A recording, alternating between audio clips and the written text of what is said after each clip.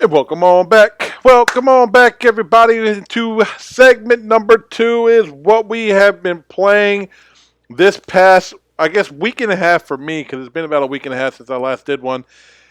It's been a lot, and I promised y'all from a number of weeks ago that I was going to get to Lords of the Fallen. I finally have done it. I got to Lords of the Fallen, and I gotta say, so far, I like it. I really do. Now, I'm comparing it to how the original Lords of the Fallen was as opposed to this one. So, for those of you that do not know, Lords of the Fallen is a Souls type game. It's one of the Souls type games that does offer a couple unique differences and twists to the genre. How you can kind of go from the, I guess, like the fantasy world to like the death world. You can kind of go in between the two. It offers some ways, almost like in a way like second chance offerings. So if you die, you kind of get a second chance because you get sent to what they call the Umbra world, but it's essentially like the death world. So like after you die, your spirit goes to this realm of the same world, but you can fight the same enemies. You see what I'm saying? So it's almost giving you almost like a second life bar if you die. I like that unique twist to it, and each world possesses something different. So each world is different in scope, it's different in like trajectory, how you can kind of maneuver through the different worlds. It reveals different shortcuts and secrets that you're not going to see in the fantasy world itself. I like that. I like how how it does kind of interplay between the two, and the way that it makes this possible. And I haven't gotten too far into the story to kind of understand how the little lantern thing that he wears works. But it's a lantern you hold up that kind of shows you the spirit world, or the Umber world is what they call it in the game. It's essentially like the spirit world. It kind of shows you. And it shows you paths that you may not be able to see while you're in the physical realm. So you got to hold up the lantern to kind of see what it's like in the spirit world, and then you can see different paths that you can take. So, for example, you may be looking at an enemy that's like across the bridge, but there's like a big gap in between y'all. You're not gonna be able to go there. There's no direct path to get to that particular enemy. But if you hold up your lantern and it shows you the spirit world, there may be a bridge like that crosses between the two that you don't see unless you go into that spirit world. Or if you're walking across the bridge, you can actually hold up your lantern, kind of aim it down like at the bridge, and then walk as you're holding the lantern up. But keep in mind, if you do that and you get hit, the lantern goes back, and then you fall to your death because you lost control of the lantern, which now you cannot see the bridge, and the bridge is physically not there in the realm that you're currently in, and you can fall and die. So it's always best to kind of go bring yourself into the spirit world, which you can bring yourself out of or in at any point throughout the game that you want. So you hold up the lantern. I think on PS5 it was the square button. You hold the square button, it brings you into the spirit world. You can go about and do what you want in that spirit world, and then you'll find they're almost like little totems in different areas. There's different totems that will bring you back out of the spirit world into the real realm, if that makes sense. So that's kind of like the different gameplay mechanics or elements that Lords of the Fallen brings to the Souls type genre that we've been accustomed to playing. And we just came off of playing like Liza P.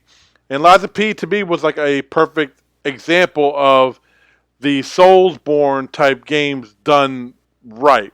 Now, Lords of the Fallen, it is a good game. It's a great game to play. I'm having fun with it. But there are some problems. Now, are the problems as prevalent as they were with the original Lords of the Fallen that came out on, was it PS4 and Xbox One, right? That game was a freaking disaster. It was not good. I think it bit off more than it could chew. And then when it came time to do this one, they kind of sat back and look. Okay, let's look at all the mistakes that we made. Let's try to fix our mistakes. Let's learn from what we did and make a true game that we wanted to set ourselves out to create. And I think overall, I think they did that. I think they created the game that they wanted to create. They had the tools necessary to do it, and it looks and it plays well. It looks and it plays very, very well. There are some things I do not like about it. So for example, the combat system, like the enemy lock on mechanic, to me seems like it only works about half the time. And when you're in a crunch, when you got like 4 or 5 enemies coming at you, and you're trying to lock on to one of them just to kind of get your character's vision or view set a certain way, it only works about half the time.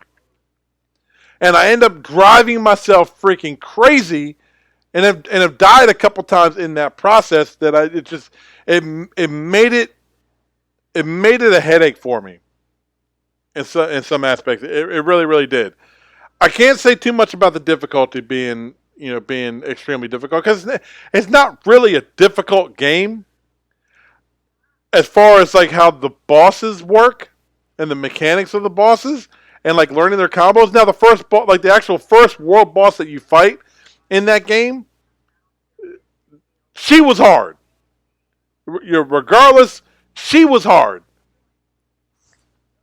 So that required a little bit of a learning curve for me. It did require that, because she was a little bit tough, but that's kind of like your initial shock value type boss that you get, and you get that with any kind of Soulsborne type game that you play. You're going to have that first world boss that's like a shock value to you. It's like, oh Lord, what do I got? What's coming next if this is what I'm starting with? And then you quickly realize that a lot of the bosses that follow from that point are not as bad. And that's very, very much so. Like here is your first world boss, and I'm not talking about like the tutorial boss, like the big guy you fight who later becomes like a normal type enemy to you. I'm talking about like I don't know what she's called. I don't remember her name. She's the one that upgrades your heals that you get throughout the world. And like in like the hub world, that's the one I consider like the actual first real world boss. It's her. Before you get to that central hub. So the bosses that seem to follow her are pretty easy. I mean, I say pretty easy, but like I didn't really struggle too much with them. I mean, I might have like died like once or twice through a few of them, but you quickly learn the mechanics of that boss. You learn how they fight. You learn everything else, and then it just seems like it's not that big of a deal. Some of the bosses are really, really slow. Some of the bosses have very, very telegraphed attacks that it's easy to either dodge or block if you need to. So I can't say it's really, really difficult in that sense. What makes it difficult are some of the actual core game mechanics that can tend to make those fights a little bit harder than need to be. Now I'm kind of building like a pyromancy build, and if you're kind of going with like the strength type build, you're probably not going to have much difficulty early on, except for like I said, that first world boss. You're probably not going to have too much difficulty early on. If you're going with the caster build like I went with, I'm going with the pyro build, and the starting weapon for that took a lot for me to get used to, and then for me to find a pair of weapons that tend to work best for me. Took me, I feel like, a little longer than I was hoping for. I've already been through like 3 bosses before I finally settled on a couple of weapons that I'm actually doing okay with. I felt like I just wasn't doing enough damage, and the pyromancy spells that I'm using don't seem like they're doing enough damage. But then until you get to the point where you get your blacksmith and you can start upgrading, by that point, I didn't want to just start upgrading the first weapon that I started off with the game. I wanted to find something that kind of suited me more, and it took me to that point to finally get that. Whereas like a strength build, you kind of find those weapons pretty prevalent throughout, and it's easy to kind of transition and go from one weapon to another. Gives you a couple of different weapons to try. But as like a caster build, your stats only support a certain type of weapon. And in my case, it was the staffs and the spears or javelins that tended to work best for me. And until I found a couple of one-handed axes that work great for me, and they kind of scale with the stats that I'm putting in, which is incinerary. But I mean, overall, once it comes time for the review, I'm sure I'll probably have a lot more in depth with Lords of the Fallen. But what I can say is, yes, I am having fun with it. Is it a good game? Yes, it is. Is it worth the purchase? I'm gonna reserve my right to comment on that until I actually get ready to put the review out. I can say with certainty though that it is much better than the first one, or as some like to call it, the original, the first one that came out. It is much better and clearer than that one was. That one was just an litigated disaster. This one, not so much. There's something there, and I'm like I said, I'm having fun with it. Um, it's a lot. It does have a learning curve to it, so it does. It's going to take you a little bit to kind of get used to, especially like the different world branches and the Umbra world and the fantasy world that you're kind of a part of. There is that mechanic you're going to have to learn and kind of get used to before it starts to really, really all click and start to make sense to you, if that makes any sense.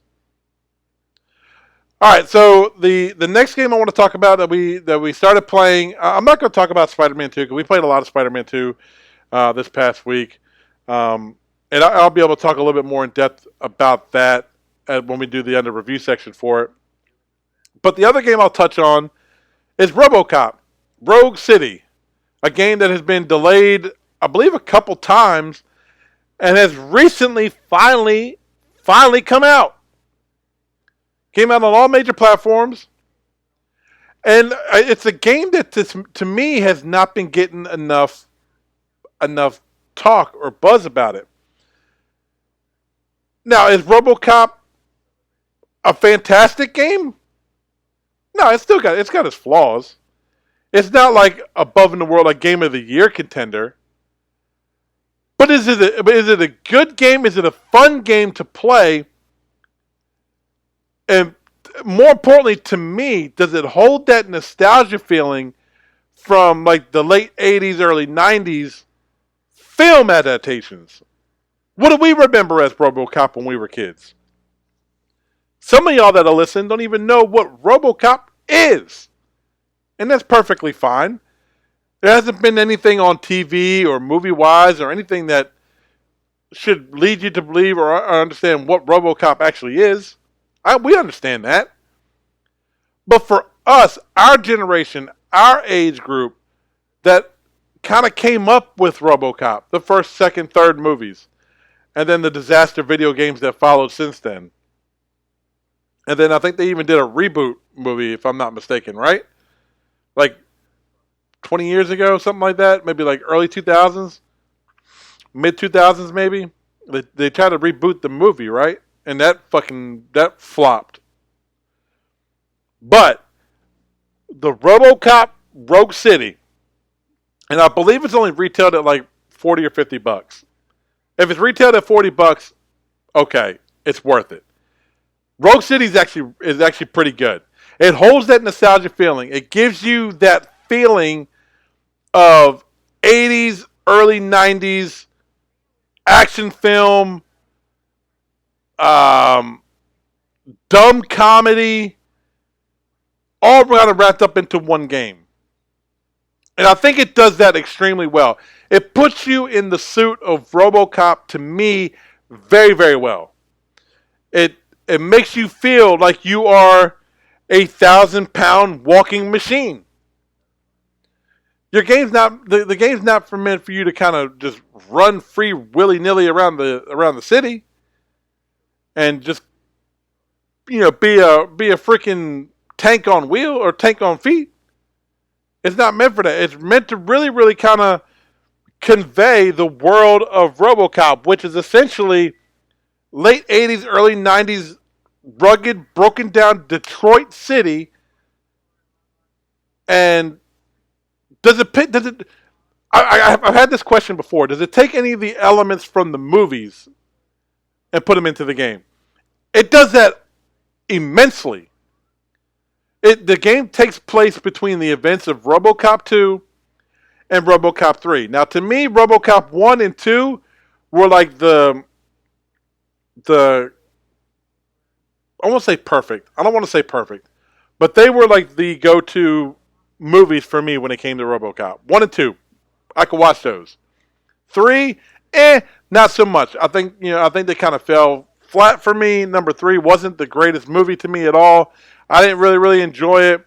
It might have had something to do with the fact that they changed like the main character, actual actor who played RoboCop. They changed him, or he didn't come back to reprise his role or something like that for the third movie, which sucked for me because now we're having to look and hear and listen to a different RoboCop, and that just kind of took us out of the story and the world of RoboCop back then. But they bring in many of the elements that we saw in the movies from then into now. And it kind of made it a little bit more relevant. But it still felt like that old school 80s, 90s, R-rated, over the top, stupid comedy action movie. And that's what you're getting here. That's exactly essentially what you're getting here. You're not getting an Oscar-worthy film, but you're getting a good dumb action movie. And video games are allowed to do that too. You're not going to get like a Game of the Year award nominee or contender, but it's cool to have like a little bit cheaper retail price, dumb good action game. There's nothing wrong with games like that.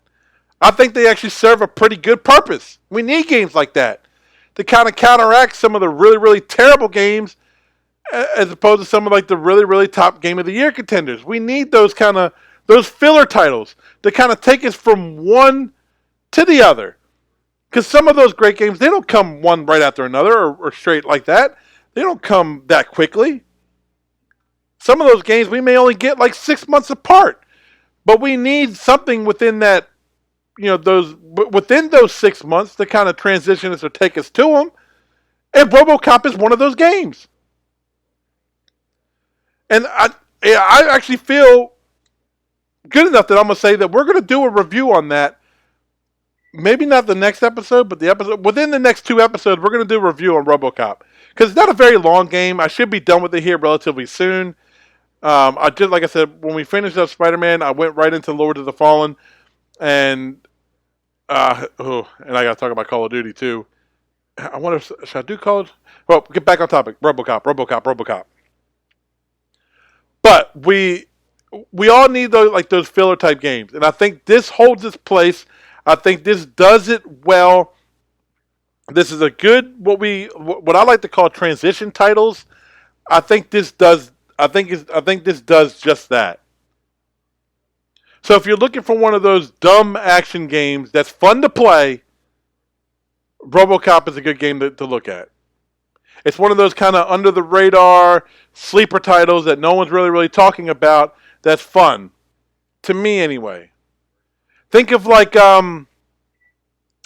Mad World that came out on the Nintendo Wii, the black and white bloody action game that was not like a Game of the Year contender, but it was a good, fun, dumb action game. And to me, I think that's what RoboCop is, and I think it holds it very, very well. So the last game I'm going to talk about, and then I'm not going to talk in depth about this. I'm going to talk just briefly on this until we get to the review of it, because I have a feeling this is going to be the next game that we do a review for. So it's probably going to be, we'll do Spider-Man this week, we'll probably do Call of Duty next week, and then we'll do RoboCop the following week. Because I'm actually enjoying RoboCop. I want to kind of savor that as much as I can. Call of Duty is a fucking train wreck. I do not like the Call of Duty. I do not like it. I do not like the campaign structure of it. Lord knows, like the topic of install size for games like this, we're gonna save that for the next episode, because I want that to play I want that to kind of play alongside my the Grinds My Gear and the Under Review segments. I want them to kind of play off of each other. So the Under Review segment is, yes, going to be Call of Duty. Call of Duty Modern Warfare 3, for those of you that are trying to figure out which Call of Duty I'm talking about. And the Grinds My Gear is going to be talking about install sizes of some of these games and what I think Call of Duty needs to do going forward. How I think they're doing, how I think they're kind of on the right track, but not there yet. Now, as far as this actual release of Call of Duty, the Modern Warfare 3, and again, guys, listen to me when I say this. You cannot blame this on Microsoft. I've already seen people try it. Oh, Microsoft destroyed fucking Call of Duty. Microsoft had nothing to do with this Call of Duty, folks. It had zero to do with it. The only thing that have anything to do with it right now is they're going to make money back, make money off of that game now because the deal had finally closed and they own it. So they're going to get the paychecks for it. But they had nothing to do with the actual development of this game. This was all done by Activision prior to Microsoft's acquisition of Activision. So you cannot and do not blame Microsoft for Call of Duty. Modern Warfare 3 sucks. It's not good. The campaign is terrible. It felt extremely rushed, which it was, because I heard they only had like a year and a half of development time to get this whole thing done. So it felt rushed. It's not finished. It's unpolished. And the campaign structure is fucking lazy. The campaign structure for Call of Duty, the past Call of Duties actually had like a valid campaign structure to it. And I'm just talking about campaign here right now. I'm not even going to get into the multiplayer part of it yet. I haven't really done much in the multiplayer. I haven't done much in the way of zombies. I heard zombies is actually fantastic, but how much more? I mean, can you really fuck up zombies though? With multiplayer, you can kind of fuck it up because it's essentially Modern Warfare 2 with Modern Warfare 3 paint on it. That's all it is.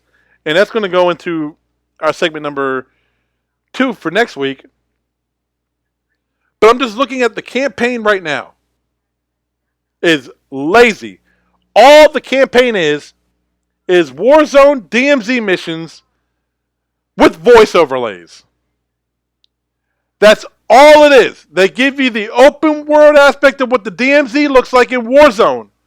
And if you don't know what I'm talking about, Warzone has a separate gameplay mode called DMZ where you and two teammates drop in and you do objectives and you fight off like enemies. Sometimes enemy waves. The campaign structure for Call of Duty Modern Warfare 3 is just that. It's a cut, paste, with some voice acting overlays on top of it. That's all it is. Every mission has been like that. Every mission thus far. And I've only played for like 2.5 hours, and I'm already a third way through the game already. Which leads me to believe that by 6 hours in, I should be 100% done with this shit. Call of Duty Modern Warfare 3 is... This was a slap in the face. This was... the Bobby Kotick, or Kotick, whatever the fuck his last name is. This is his last stand with Activision. Because he's gone at the end of the year. You know that, right? By January 1st, he's out of Activision. They've already signed away. They've already done part of the agreement. He's out the door. Thank God. That needed to happen many, many years ago. But this was bend over the table. Let me plug it from you from behind. Last stand by Bobby Kotick. Just to get that last bit of money in. Quick cash grab. Cheap on the financial side of it to develop. Because it was. Cut and paste, use the same assets from before, and we're going to call it Modern Warfare 3. Absolutely abysmal. Lazy development, and I'm sure, and I know the developers that worked on this game, they knew that. You can't tell me there's not one developer on that team that said, what the fuck are we doing? And thank goodness for Microsoft and Phil Spencer coming in and taking over this. And I hope they listen to me when I say this. Call of Duty needs a reset. Call of Duty needs a timeout. That's what it needs. Call of Duty needs a timeout because it's drying up. But where I will say that Call of Duty has gone to, that I think is actually probably where it needs to stay, is how it's one base game, like one central hub, that holds all of your Call of Duty titles. You can pull it up right now. There's a Call of Duty hub. They call it they call it the base game. It's called Call of Duty. You pull it up, and it gives you the options for the different Call of Duty titles that are out there and the elements that are associated with those titles. So if you own them, they are unlocked in that hub for you to play. So it's one central location for you to access all of your Call of Duty content. That, to me, was smart. That's what needed to happen. But here's where I think they need to kind of transition it to. Essentially, we paid $70 for Modern Warfare 3, and all we got was a 6-hour campaign. And it wasn't even a real campaign. Everything else was content packs for what's already currently available. If you look at the installs, if you go and actually look at the managed files underneath Call of Duty Modern Warfare 3, when you pop that disc in, go to the managed files. Look at what it actually installed when you put that game in. There was the Modern Warfare 3 campaign. There was the Modern Warfare 3 multiplayer. And then there was content packs.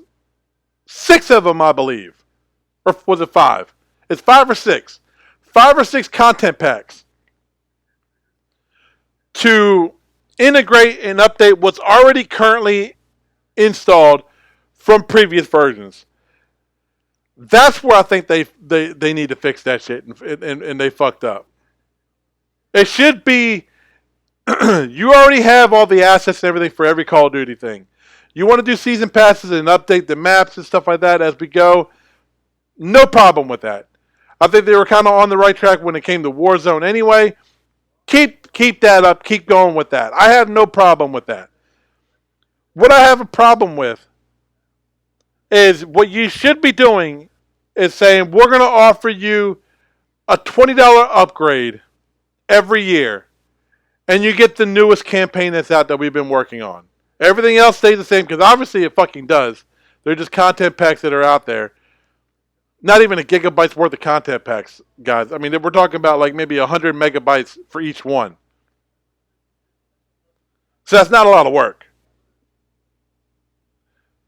It should be just, well, you can pay $19.99, $29.99 for the updated Call of Duty campaign and a whole slew of new multiplayer maps.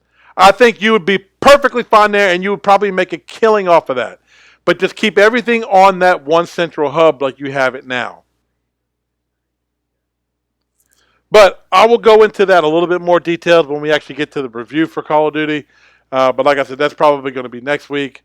So yeah, let's be on the lookout for that. So that's what we've been playing this week. Let's take a quick break real fast, grab us something to drink, and then we are going to come back and get into segment number 2 of what really grinds my gears, folks.